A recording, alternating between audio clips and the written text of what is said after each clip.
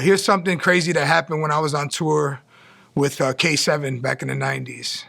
It was the first time we left the country and we went to do a tour, and it was in London. London stands out the most. We were actually, it was not the first time we went on tour, but we went to London to do Top of the Pops, or Smash Hits Awards. That's what it was. The Smash Hits Awards was like the equivalent of, like, I guess the American Music Awards used to be back in the 80s, like, you know, one of the shows everybody watched, but it was in Europe and different countries. So they wanted us to perform Come Baby Come There, which was great. You know, it's like, there was like millions of people that would watch the show. So we fly in, you know, no fanfare. We come in, we go, we end up going to the show. Will Smith was a host that year. And we go on stage and we're all wearing flannels. Like, our outfits are different flannels, you know? We're rocking flannels and we perform, and it was, the stadium that we performed in was so packed. It was crazy. Plus it was on TV everywhere. So when we left that show, I have a couple pictures where it doesn't look as crazy as it was, but there's like these girls banging on the windows, and they had, like, you can see the Smash Hits. I think you can see the Smash Hits magazine, like, in her hand, but they were like attacking the car. We couldn't get out, right? So then the next day we left town, and when we got to the airport, we got chased by a bunch of girls that were like the lumberjacks. They were calling us lumberjacks because we all wore flannels. But it's like, when we got there, nobody knew who we were. And when we left one show, and it was like, you know, it was crazy. It was like an experience. It reminded me of, like, you know, all the artists that I watched over the years, like the Beatles and all that, like how, you know, the fans get crazy and they, you know, attack. And it just, you know, a small version of that happened to us, and it was pretty cool. Good experience, you know what I mean? Coming from Chicago, out in Europe, you know, for better or worse, you know what I'm saying? Like, DMX was,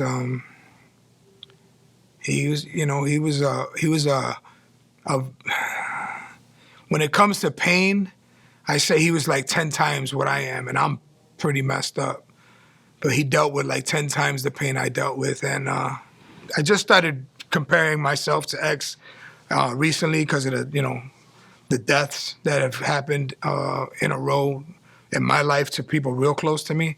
And as much pain as I'm in, and as much as I struggle my entire life, X was like 10 times worse in pain that he dealt with. The things that were in his head, the demons, everything that he's, you know, it's all well documented, and he's said it many times, and he wasn't proud of it, but he's, you know, he said it on records, he said it in life, in interviews.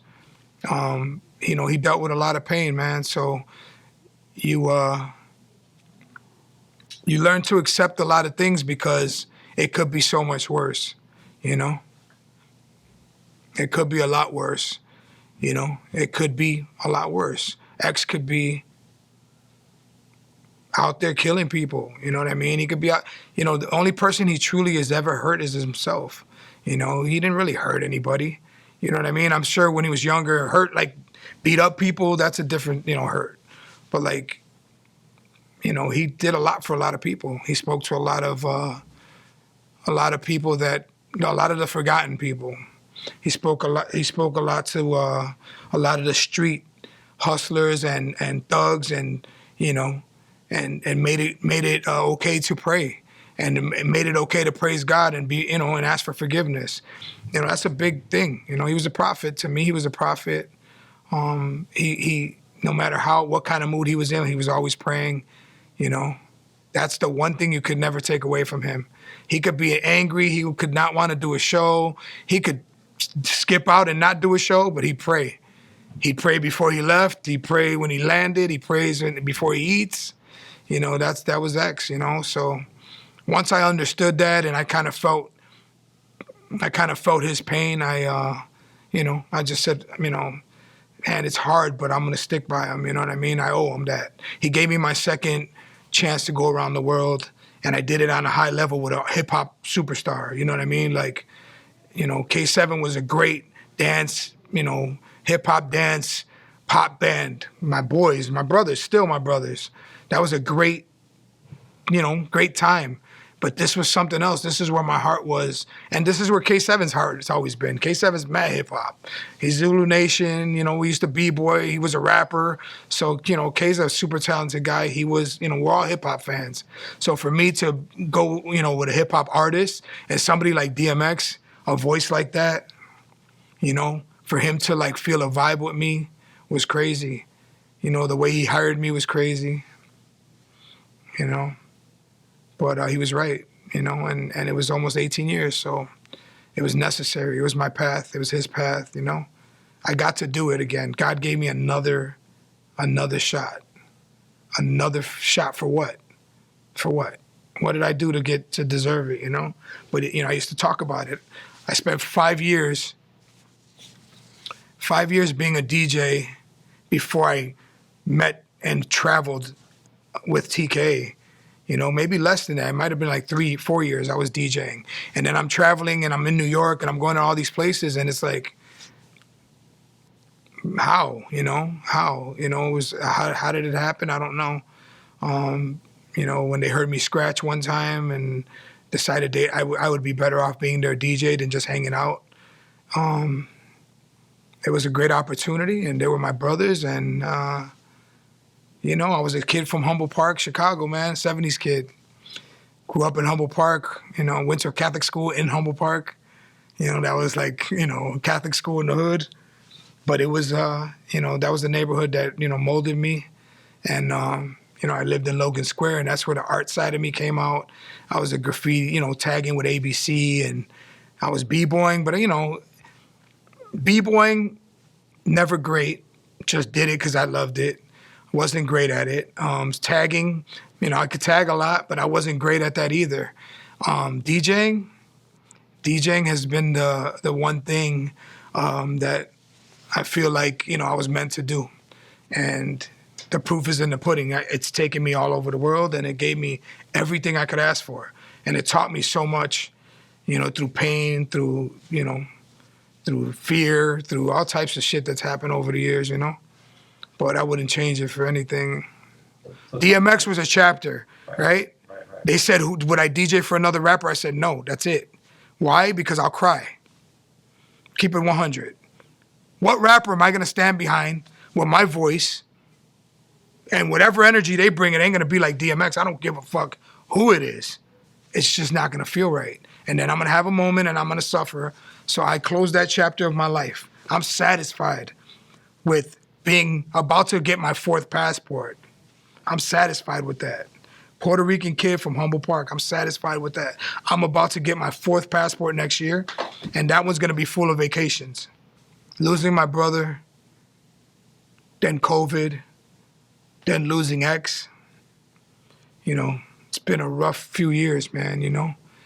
And I have a friend that works, you know, he works in the, another guy, my boy Masih, man. He's the guy that was with me and Boogie the first time I met DMX, so I consider him a good luck charm. He has been working in the, as a studio mechanic, working on TV shows. He does special effects, but he's been working for about 6 years now. And every year he's like, you know, it's a great job. He's like, yo, Nan, when you're done with DMX, you're done touring, I wanna get you in this union, man. It's great, the great benefits, pension, and the way you work, and you know, and you like movies, and you know, he knew exactly what, you know, what was up my alley. He's a DJ, he knows, we're very into arts. And he told me about it, and I said, cool, I'll keep that in mind. So I've always had that in the back of my head, like, yo, whenever, you know, we stop touring or whatever, or whenever it's over, like if X decides he doesn't want me to DJ for him anymore, you know, I'm gonna look into that. And when X died, Masih hit me up and he's like, bro, I'm so sorry for your loss. It's time though. It's time for you to come in, man. I need to get you in here. Made myself available. He did everything necessary to get me in. I left X's funeral, got home on Monday evening. Tuesday morning, I'm working on Chicago Med as a grip, just, you know, for a day. But I'm working on a TV show that quick, and the pay was like, damn. And I've been doing that ever since, you know. I landed a couple shows, and, you know, I met a lot of great people, and I'm looking forward to next year doing the whole, you know, starting early and doing the whole show type of thing. So that's my new venture. I'm a movie buff. I love movies. I used to quote movies. I still quote movies. Eddie Murphy's my comedian. But that's my second favorite thing in life, so I'm doing it, and I'm happy. You know, the one thing that was constant with X, you know, he was always giving. You know, he gave his shoes up. He gave his shirt up. He gave up money always. You know, it's crazy because you look at X's problems, not paying his child support, whatever it may be, taxes, child support, two things, big things, but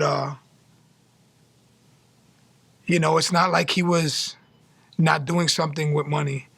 It's not like he was, you know, he's like Robin Hood, man. You know, like he was giving to people that really needed it, the ones that were on the streets, not the ones that could work for themselves. And you know, I raised kids, they raised kids, like whatever, you know. His responsibilities he would lack on, but he would do a lot of other things to make up for it, man. You know, and that's how I know he was favored by God, because, man, who's God gonna decide to pick to speak to the streets? Some beautiful human being with everything going for himself, beautiful cars, mansions. Is that the person he's gonna send? Or is he gonna send somebody that's so beat up, so tortured, that they remind the people that really need it of themselves, right? You know, guys in jail, X changed their lives with just songs. They were in jail listening to Slippin', and it changed their life. They're doing life. And X was their soundtrack for 20 years. You know what I'm saying? Like, he touched people that, you know, churches can't touch. And that's why he was here. My most memorable hip-hop moment was the hip-hop honors. I'm gonna say it again. You know, that's the one time I got to be on the mic, standing on stage, just being a rapper. It was my, you know, Def Jam 25th anniversary. I got to flex a little. It was fun. You know, I got to, you know, I didn't move around much because, you know, I did that later on and got in trouble. But that show was perfect. You know, it was my voice, his voice. The Gym Class Heroes on the, you know, was the band. So there was no backtrack, and that was where I really got to hear him and I together, and it blended really well. And it was just a great show. It was Def Jam's 25th anniversary. You know, I had every LL Cool J record imaginable. The best moment for me was we rehearsed 3 times. Once because that's what we did, and twice because we wanted to get the intro right on one, and the one after that was the head of VH1 said, yo, can you do it one more time just for our pure entertainment? That was amazing, because our rehearsals were all out. You know, it wasn't like, you know, throw your hands up, it was like, throw your hands up, just me and him in the room. You know what I mean? Because we just had that energy together. So the highlight of that was I met KRS-One that day, and I was walking to the dressing room, and I said, yo, I'm DMX's DJ Nonstop. It's a pleasure to meet you. And he said, it's a pleasure to meet you, my brother. Ever since I got in the building, all I keep hearing is how DMX and his DJ tore shit down. And I was like, word? You know, it's KRS-One. And I walked to the dressing room, and it says DMX and DJ Nonstop.